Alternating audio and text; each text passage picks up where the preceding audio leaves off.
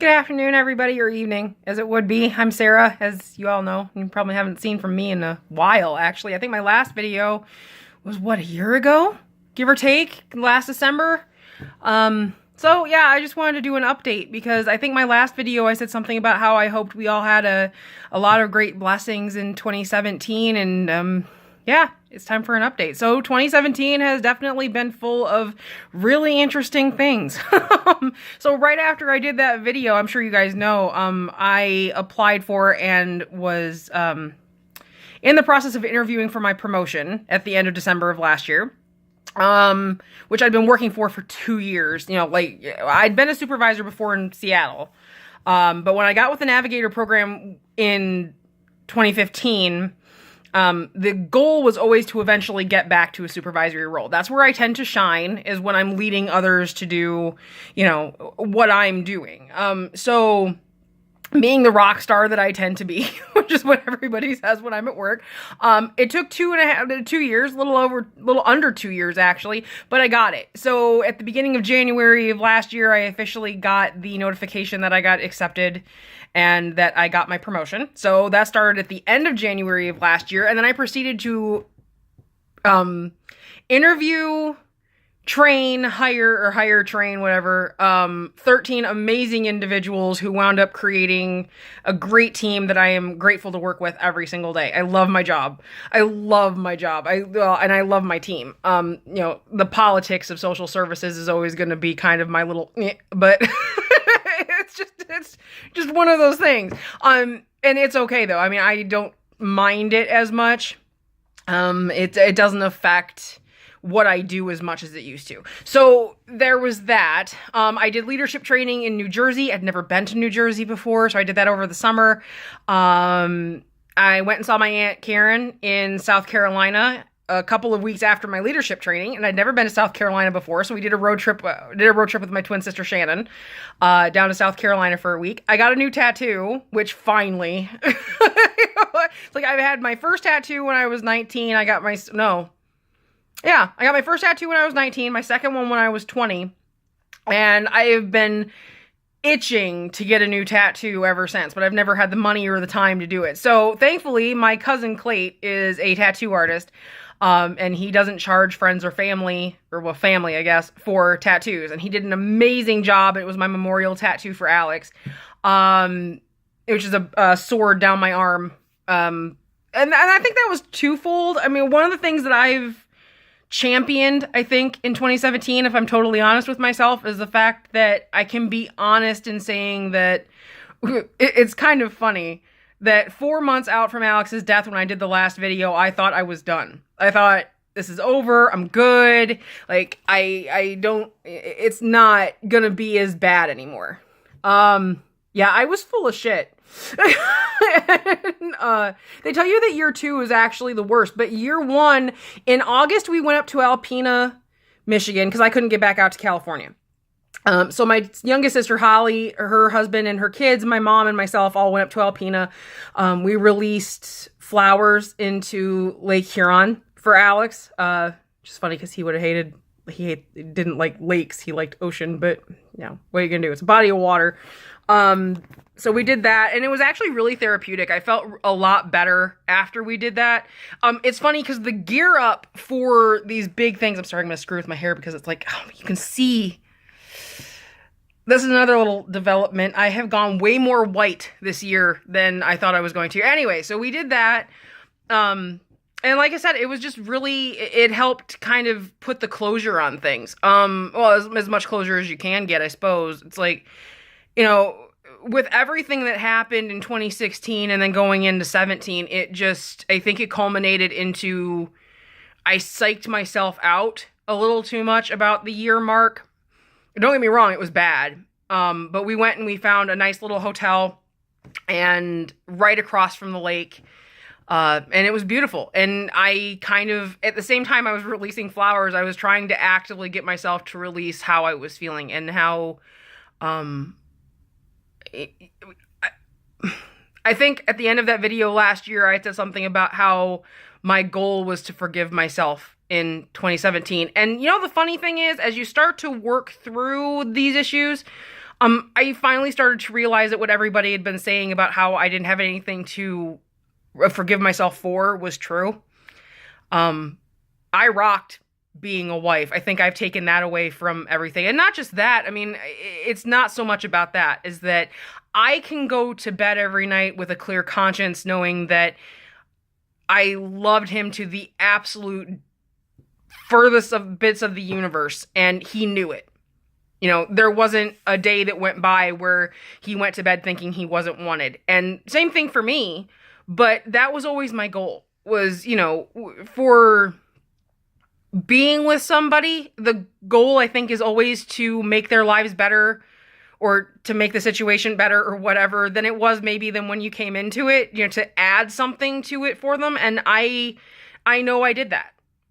And I wasn't doing it on purpose. It's not like it's something that you wake up each day and go, how do I make this better today? It's just that you do you become you. And that's one of the things that being as happy as we were, I think, allows you. I mean, we had a lot of leeway. He was my best friend. And I could talk to him about anything. I could, you know, no matter what went on, I knew he was in my corner, and I knew he knew I was in his. Because, you know, there's nobody who would go to bat faster for either one of us than either one of us would. So I take that every day when I start to feel bad, because it doesn't happen every day anymore. But every now and again it sneaks up. And I just have to remind myself that, no, I rocked what I was supposed to do. And he went to his grave knowing he was loved. And that's, I think, all any of us can ask for. So I think I have mostly accomplished that goal this year. I think I'm learning to let go of the negative aspects of how I view what happened. And it's made everything better. The depression's better. Way better. The thing is that it's funny, if I watch that video from last year, even I can see it, where people were like, you know, you seemed like you were okay, but maybe not so much necessarily. And, yeah, I mean, I can see it. But now it's different.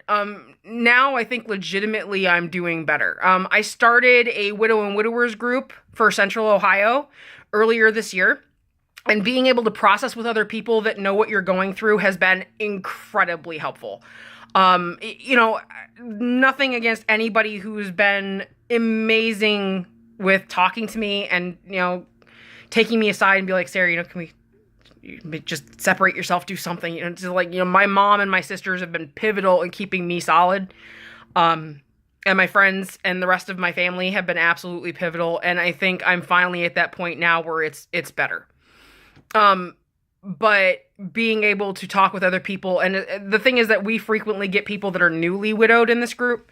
And I don't know, for anybody watching this, you're going to have to know that the one thing in my life that's a constant is that if I can turn a personal tragedy around and help somebody else get through it, that's pretty much where my happy spot is. That's why I'm a social worker. That's why I do what I do. There's not an area that I've worked in my career that I haven't had personal experience with in one form or another. It's taking those experiences and making them less personal, but being able to impart that knowledge to others and really help them through it, that I think I tend to shine there a lot. Leadership roles and stuff like that. I'm a Virgo. I mean, you know, it's what we do. It's like, you know, but more than that, I think it's just a part and product of who I am and what I'm doing. But I'm comfortable with where I'm at right now. I mean, it's not always 100%. I don't think it's ever going to be 100%. But 2017 has been interesting, to say the least. It started to set in. And they tell you that year 2 is the worst one, because it finally, you stop being psychotic and you start really, for me, it became, I use general terms, but they say that it becomes less about, oh, is this real? And suddenly it's, oh, this is real. This is real life. This is not going to stop. There is nobody coming to make this stop. This is just my life. And I have to either hate it or find a way to love it. And I think my goal for 2018 is to continue setting those goals and to continue hitting those goals and to continue fucking rocking this. Because every day I wake up and I am thankful that I am here, which is not something I could say last year. I have had a unique opportunity to watch how my existence has positively impacted the people around me, which I don't think a lot of people get. So with that, my hope is that 2018 continues to be good for everybody. I know there are people in my friends list and people that are going to watch this. If this is year one for you in any type of loss, if this is your first, if this is year one, if this is first Christmas, if this is first New Year's, if you're coming up on, this is the first time your dinner table is going to have one less person. If this is the first time your bed has one less person, if this is the first time you're doing anything that you would normally do without somebody that you care about, I am genuinely sorry. And I hope it gets better. And I can tell you from personal experience that if you work through it, do not hide from it. Don't, feel how you're feeling when you're feeling it. It does start to hurt less. And less frequently. It used to be that for me, it's like I still look across the table and realize he's not there. I still flip over in bed in the morning and realize he's not there. It's just not as frequent as it used to be. I don't notice it as frequently as I used to. And the waves, I talk about this in the group a lot. The waves get easier to anticipate the longer you're on the ride, I guess is the best way of putting it. Now, those rogue waves are going to come out of nowhere sometimes and knock the wind out of you. Don't get me wrong. I had it happen not too long ago. One of my staff made a comment about how I needed to hurry up and find somebody to be with for the holidays because I was fifth wheeling with my family. That was a straight day long of me crying my eyes out and unable to I couldn't drag myself out of that one if I tried. But, barring things like that, the ride gets easier. So my hope for anybody watching this, if this is year one for you, take care of yourself. Be kind to yourself. Surround yourself with all of the shit that you love. Do not hold back on the crap that you love. Don't hold back on the people that love you, and get out there and do what you've got to do, because the only thing that helps get you through this is, one, experiencing everything as it happens, and two, putting you first. Don't let anybody else put you second, because that's the only way you make it out of this. For the rest of us who haven't experienced loss recently or are kind of further out from it, or are just on my friends list and are watching this because you wanted to see my pretty face,